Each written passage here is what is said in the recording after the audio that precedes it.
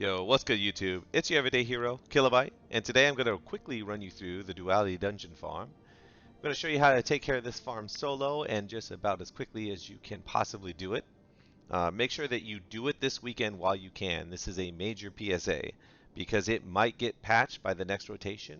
And as a matter of fact, if you want to know my personal opinion, it will definitely get patched by the next rotation. Bungie is already aware of this cheese. They did patch the last checkpoint cheese that we had with this that people were farming earlier this week. They jumped in there and emergency maintenance patched that cheese so we can no longer use that checkpoint cheese. However, the cheese that I have for you today and the route that I have for you today is still really fast. You can get this dungeon done in under 4 minutes. I'm typically doing runs between 3 and 3.5 minutes. So 3.5 minutes to get some sweet loot like Artifice Armor, Ascendant Shards, Enhancement Prisms, as well as Adept Mods.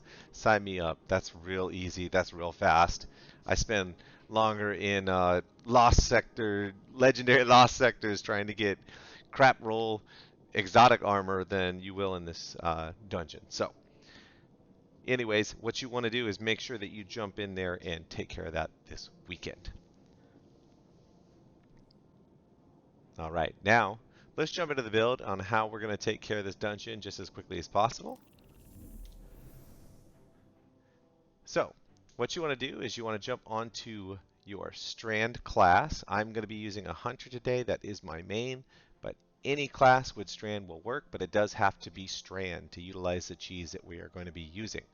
As you can see in my power slot, you're probably getting an idea of what that cheese is. We are going to be using the Grapple plus Rocket cheese. So make sure you equip any kind of rocket launcher, preferably arc in my opinion, because there is a room at the very end that you have to clear prior to getting to the boss, and there are a couple of Cabal in there that have arc shields.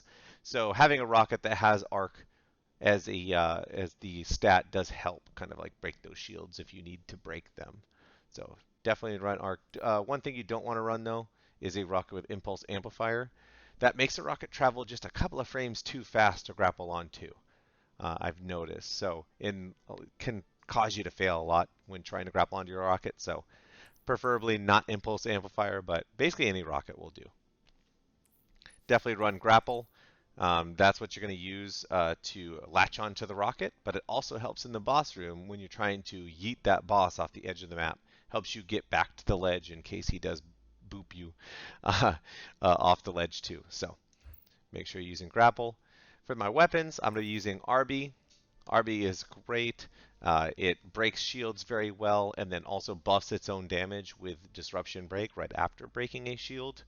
Very good for those two Cabal that I'm talking about in that final room to just bust them down with RB real fast, break their shields, and then continue to two-tap them afterwards. Also, RB is very good at taking out those two snipers in the back that you also want to take out real quick right when you get to that room. Next is Arsenic Bite. I like to use a combat bow or any bow really, just because like honestly like it, especially if you're under light, it keeps you at range from some of these meaty bad guys, and you can just like pick them off, you know, pop them off from a safe distance. You'll see the doorway that you can hide in, which makes this encounter very, very easy. But really, you can use whatever you're comfortable with, but that's what I prefer, and I also preferred it to be arc, once again, for those arc shield Cabal that you will meet in that final room prior to the boss. As far as my exotic that I'm running, definitely on Hunter, you want to run Stompies, and that's just simply because it's going to give you a little more air control when you are trying to get that boss to jump to his death at the very end. So that's why I run Stompies. As far as stats, most important stat for this, especially if you're under light, is going to be your resilience stat. You want to pump that up as high as you can possibly get it. Your second most important stat is going to be mobility. Just simply, again, to have a little bit more air control when you're hopping around trying to get that boss at the very end to jump to his demise. So these are the only two that matter. Everything else is kind of whatever. Don't worry about those stats too much as far as your build goes. Just pump up your resilience, pump up your mobility, and you should be good to go. So anyways, without further ado, let's get with it.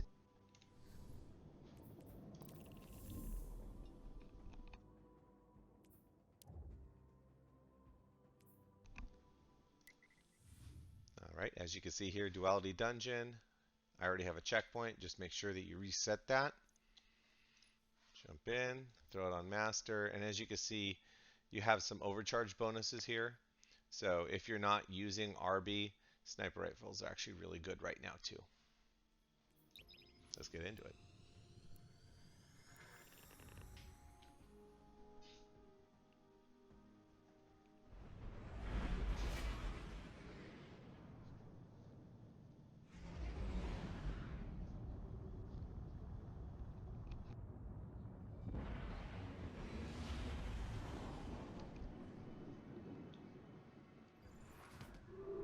Alright, as soon as you get in, just go ahead and throw your grapple.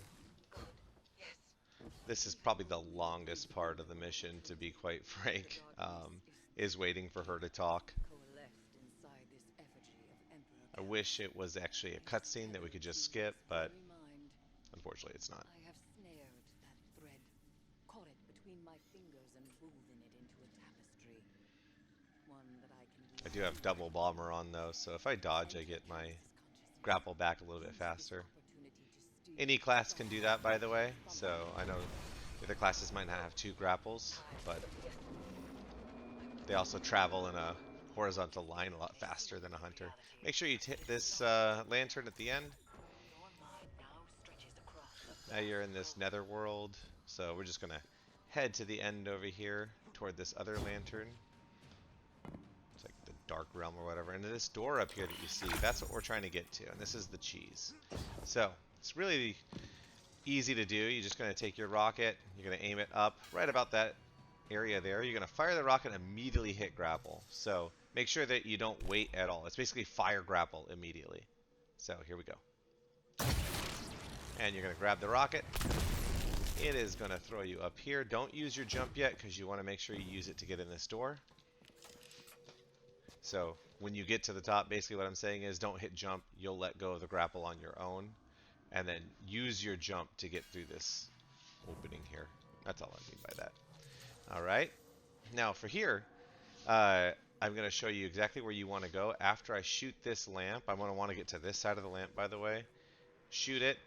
And there's going to be a pillar over here and a bunch of ads that spawn in the middle. You want to go to this pillar, and the reason why I say that is, one, it provides a little protection from the ads, especially if you're under light. You really can't take too much damage, so run to that pillar, get a little protection, then you're going to turn around and you're going to shoot this lantern right after you get to that pillar. Don't move. Just stay right there, and you'll probably be right on a ledge, which is nice. So I'll show you what I mean. There we go. Run to this pillar, stand over here, hit that. Usually I'll do that faster. There we go. And you're on the ledge, as you can see. So, sorry I was talking too much and I didn't hit the lantern fast enough. By the way, with the lantern, you gotta like hit it pretty quickly, one in a row. Otherwise it doesn't like teleport you, so. But see, if you went in front of that pillar and you're not too far over, you'll actually end up on this ledge. And what that is, where you want to go is down to that door down there. And this is another cheese because normally you have to like run through this whole labyrinth of things, shoot another lamp, etc. But now you can just drop on down, catch yourself, and jump through the door. And you are all ready to the final lantern here. Now, every once in a while, be careful, there will be a big guy that spawns up right here. Especially if you're under light, he can cause problems for you because he can one-shot you.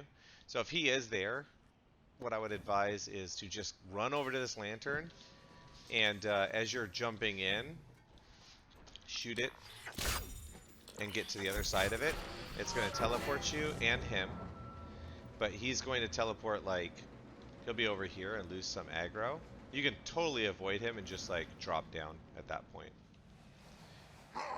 He usually won't follow you, and even if he does, he doesn't appear to really try to follow you past this little area here. So once you get in here, first thing you want to do is take out those little snipers at the end. RB does very good with this.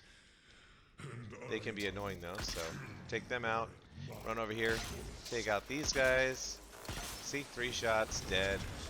You don't have to reload RB because it'll reload itself on hit. breaking those shields. There you go. And they're all dead. Now we can use whatever we need to kill these. So it could be rockets, doesn't matter. And I'll clean these up real quick. You can see why I like the bow. Hit them from long range. Not really worry too much about getting hurt. You can jump in.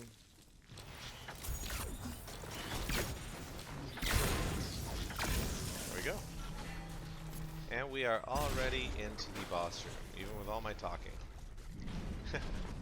Alright, now we're just going to drop down. You'll see the flag here. You don't want to go to that one. You want to come back to this lantern. And you want to be facing this way, because two snipers spawn up. There'll be one on the pillar over here, and one on a pillar over there. You want to take them out real quick. RB will be your best bet for them as well. So I'll just show you how we get this done. Because immediately after killing them, we are going to run to the corner that will appear over here and try to bait the boss off. So here we go.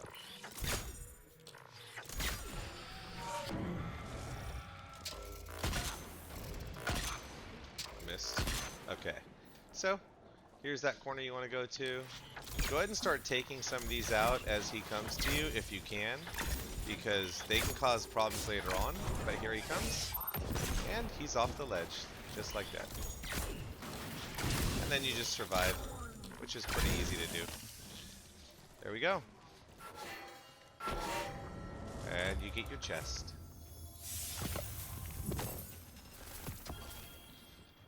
Alright, there we are. So, that is how we take care of that. So, hopefully this guide was helpful to you. I hope I didn't talk too much. I made this quick. It'll be a lot quicker if you're just running through it yourself and you're not explaining things. Fastest run I've ever got is about 3 minutes and 20 seconds, which for Artifice Armor and prisms and enhancement cores and all the things that you get, you know, Ascendant Shards from that chest is pretty amazing. So definitely take advantage of it this weekend. Jump in there, do it solo, do it teamed, doesn't matter. It's fast either way. There's no more checkpoint cheese, but you can still get this done really fast. Anyways, have fun, have a great weekend, and we'll catch you next time.